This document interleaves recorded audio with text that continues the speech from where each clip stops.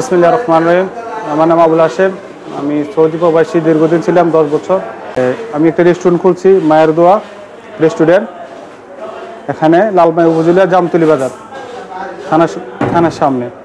এখানে আপনারা পাবেন দেশীয় খাবার এবং ফাস্টফুড আইটেম, যেমন বার্গার, শর্মা, পিৎজা, কাবাব, ব্রুস্টেড, পাস্তা, এই ধরনের খানা। সকালে দেশীয় খাবার বা নাস্তা, পরোটা, পুরি, সিঙ্গারা, বিরিয়ানি থাকবে এবং চা, কফি দোনো আইটেম থাকবে।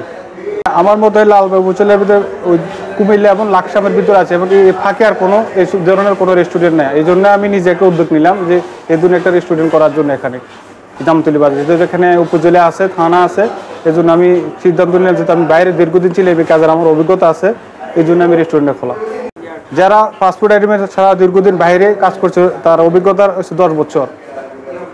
যে বাবুজি সে তার শেফের অভিজ্ঞতা হচ্ছে 10 বছর, সেই আইটেম 10 বছরের বাইরে কাজ করছে। ওই অভিজ্ঞতার ভিত্তিতে তাকে আমি রাখা হয়েছে আমার দোকানে।